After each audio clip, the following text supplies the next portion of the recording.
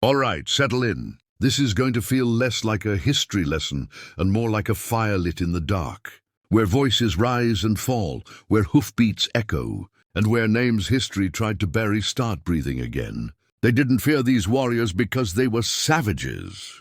They feared them because they were disciplined, because they were patient, because they knew the land the way a man knows his own pulse, and because when these warriors decided you were done, there was usually no escape.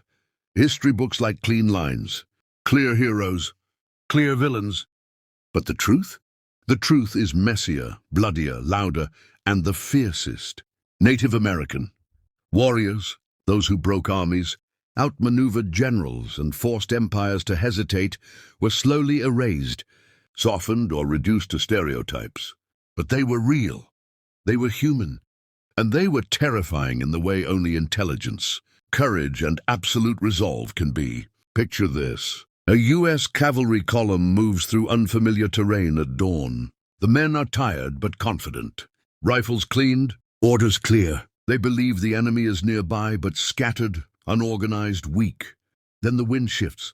Horses begin to panic for no clear reason. Birds go silent. The air feels wrong. And before a single shot is fired, the soldiers realize something chilling. They are surrounded.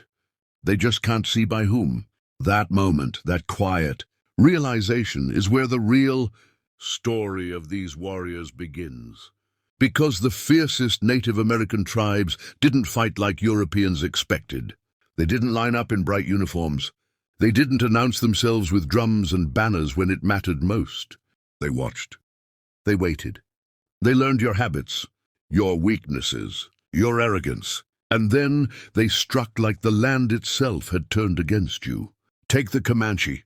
For a long time, historians called them raiders, thieves, nomads. What they rarely admitted was that the Comanche created one of the most effective light cavalry forces the world had ever seen, without written manuals, without formal academies, without iron discipline imposed from above. Comanche children learned to ride almost before they could walk. By adolescence, they could fire arrows accurately at full gallop, hanging off the side of a horse so low their bodies blended with its shadow. They could reload firearms while riding, switch horses mid-chase, and travel distances that exhausted trained soldiers. Here's the hook history avoids telling you. The Comanche didn't just fight better. They understood war better. They knew that fear travels faster than bullets. A Comanche war party might hit a settlement hard and vanish before sunrise. No flags, no trace. Just survivors with stories that grew darker every time they were retold. Those stories spread. And once fear spread, resistance weakened. Spanish soldiers, Mexican troops, and later American cavalry all wrote the same thing in different languages. Fighting the Comanche felt like fighting ghosts who could kill. And yet even the Comanche weren't the ones other native nations feared most. Further north, in the forests and rivers of the Great Lakes, another kind of terror took shape. The Iroquois Confederacy. Now pause for a second, because this is where people usually get it wrong. The Iroquois weren't terrifying because they were chaotic. They were terrifying because they were organized. Long before European-style republics took shape, the Iroquois had a political system that balanced power, negotiated alliances, and coordinated warfare across vast territories. When they went to war, it wasn't random violence. It was strategy layered on strategy. Their warriors moved silently through dense forests, navigating waterways with such precision that enemies often didn't know an attack had begun until it was already over. Villages were targeted not just for destruction, but for psychological impact. And here's the part that made European colonists deeply uncomfortable. The Iroquois learned fast. They adopted firearms quickly, not abandoning traditional weapons, but integrating them. They studied enemy tactics, copied what worked, discarded what didn't. While colonial forces argued politics, the Iroquois adapted. That adaptability, that willingness to evolve, is a trait shared by every truly fearsome warrior culture. And if you think fear only came from numbers or weapons, let's go west again, to the Apache. Say the name slowly, Apache. Even today it carries weight. The Apache didn't dominate with large armies. They dominated with precision. Their warfare was intimate, personal. They learned every canyon, every water source, every place a man might hide or die. An Apache warrior could live off the land in places outsiders believed were uninhabitable. They moved in small groups, striking supply lines, ambushing patrols, and retreating into terrain that broke pursuit. American soldiers wrote about chasing Apaches for days, only to collapse from exhaustion while the warriors vanished as if swallowed by stone. And then there was Geronimo.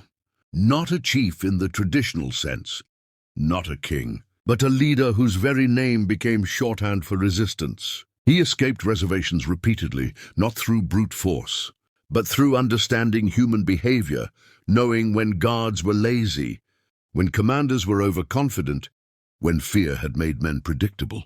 That's another truth history doesn't love. The fiercest warriors often win not because they're stronger, but because they're smarter, and fear hates intelligence. Now let me pull you into another scene. Night.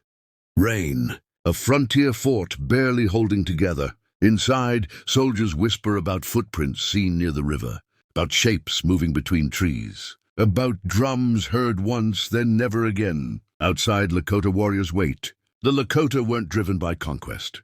They were driven by defense of land, of life, of identity. And when pushed, they became unstoppable.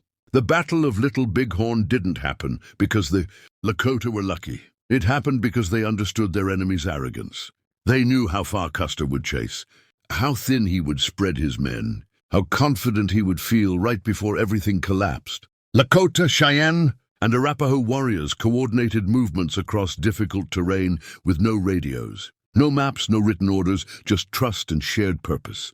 That battle didn't just kill soldiers. It shattered a myth. The myth that native resistance was doomed. The myth that technology automatically equals superiority.